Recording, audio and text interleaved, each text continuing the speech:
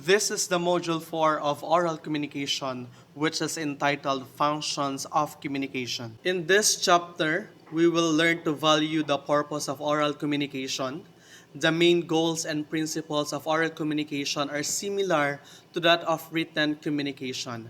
The only difference is that in oral communication, you need to consider the attention span of your audience and you do not have time to revise your thought or your speech. So, to ensure that you will be able to say the right things or make a good presentation, you must learn how to identify your purpose.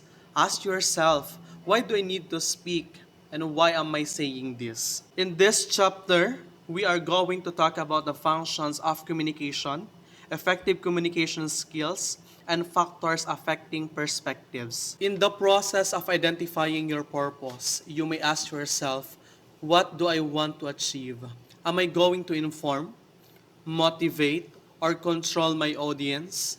Am I going to express my emotion or entertain them? Will I involve my audience? Then after asking yourself these questions, plan on how you will do it. Communication has the following communicative functions.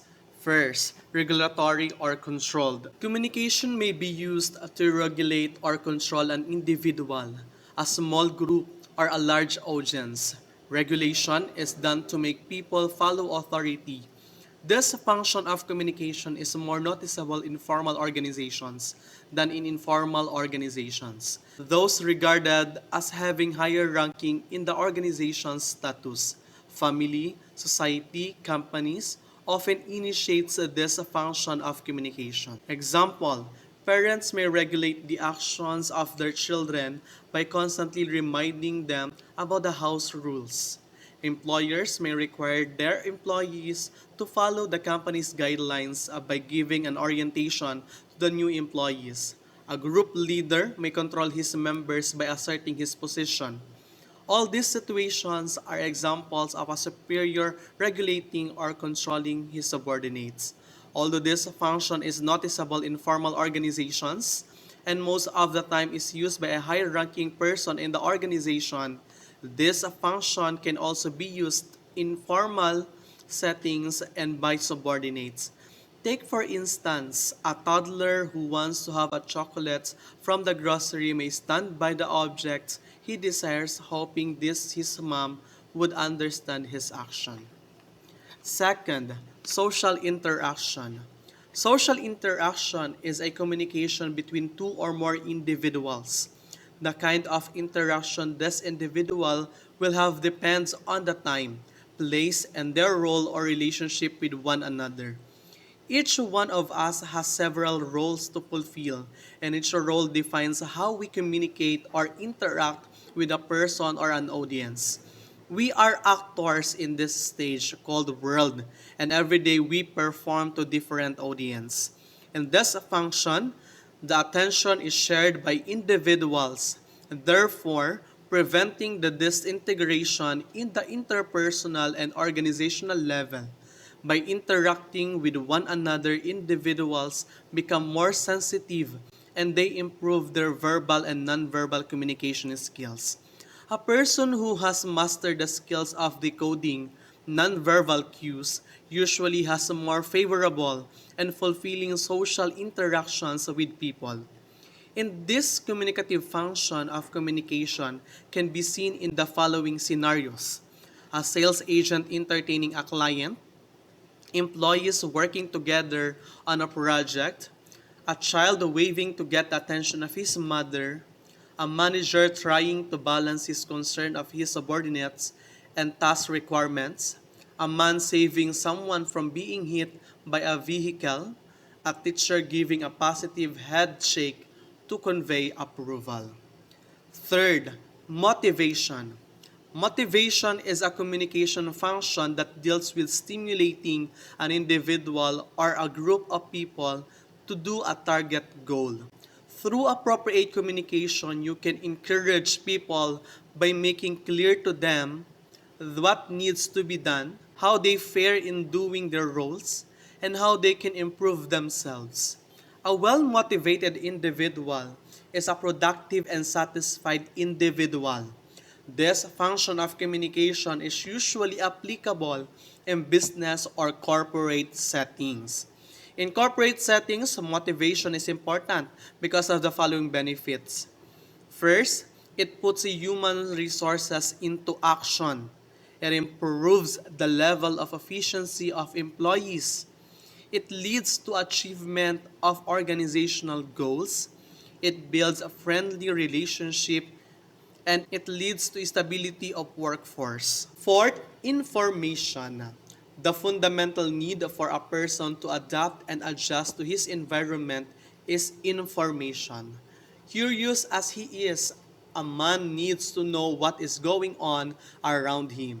Information, as defined in the Merriam-Webster Dictionary, refers to the details provided or learned about something or someone. In this function, communication is used to impart facts or needed knowledge. The information function of communication can be seen in the following scenarios. A company meeting to orient the employees in the new policies of the company, announcement of a newly appointed director, a doctor explaining to his patient the results of his medical examination. Last, emotional expression. Communication can also function as a way to express your emotion. In this function, non-verbal cues are usually louder than verbal expressions. The use of facial expressions, gestures, and body stance are very distinct. The following are the basic emotions according to Humental: anger, contempt, fear, disgust, happiness, sadness, and surprise. In communicating, chances are high that you do not grasp the exact message intended by the sender. This is how the reason that you base your perspectives on your personal interpretation of the message. Personal interpretation refers to the use of prior knowledge, background, beliefs, attitudes, personality, and etc. These are used as a basic tools in decoding the meaning of the message. Given the fact that no two individuals are alike, there would always be a variation in the perspective. The meaning created always reflect how a person sees it. This is referred to as the filter. It is defined as the individual through which you communicate with others. The following are the filters used in communication. First, visual perceptions. This entails the use of visuals informing your perspectives of the message. This is dictated by what you see. A classic example for this is the picture of a young woman or old lady. Others see a young woman, but others see an old lady. Both visual perceptions are valid. It cannot be said that one picture does not exist. There are simply different ways in seeing an object, just like a situation is seen and interpreted in different ways. Second, language perceptions.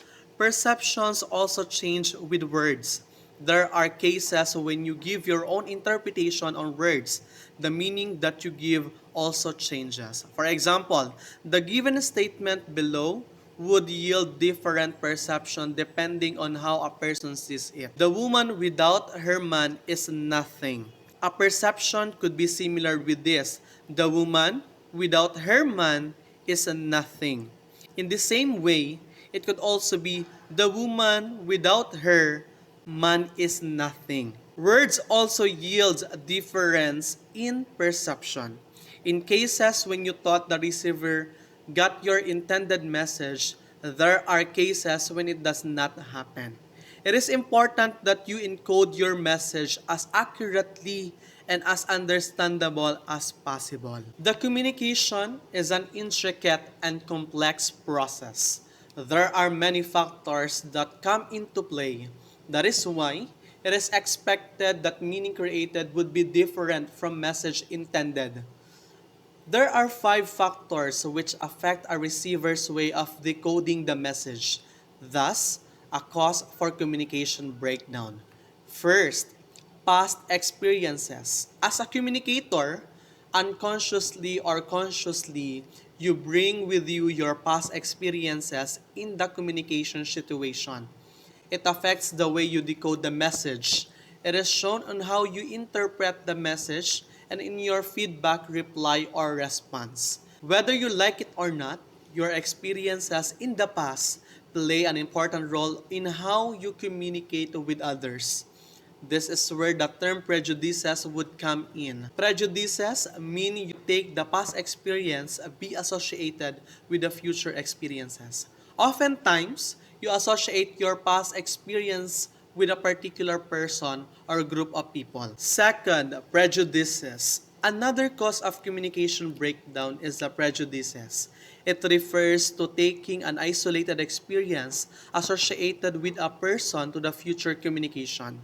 You categorize your past experience with a single person as if all your future interaction would turn out to be the same. This perceived prejudices or stereotyping stop you from achieving your desired result. Third, feelings. This refers to two things: the way you feel when you communicate and the way you feel about someone when you communicate. Both are causes for communication breakdown. How you feel at the time of communication greatly affects the results. If you feel good, you communicate properly. The opposite, if you are not feeling well, you can lose focus in the intended message. You are consumed with negative thoughts and negative feelings. You cannot decode and process the message properly and appropriately. When you dislike someone whom you talk to, communication would not be effective. You cannot concentrate on the message and how to extract meaning from it. All you are thinking of is the person you dislike. It is the total opposite if you like the person you are talking to. You are very attuned to the message. You can decode and process it accordingly. Fourth, context. It refers to the communication situation or the environment where you are in. It involves elements such as your culture as well as that of your receiver, your relationship to your receiver, and the general culture in your environment. The context determines the communication style and strategies that you will use in communicating. The manner you talk with your teacher is different when you talk to your classmate. Any misuse in style and strategies leads to communication breakdown. And last, self-concept is another source of communication breakdown. It is defined as the mental image one has of himself or herself. A person behaves in a manner consistent with his self-concept. If a person regarded himself as superior to others, then that would reflect in his communication style. The same manner is true if he had inferiority complex, he thinks lesser of himself. According to Kabab, 1984, a person acts like the sort of a person he or she conceives himself or herself to be. Thus, communication is affected by self-concept in a sort of self-fulfilling prophecy.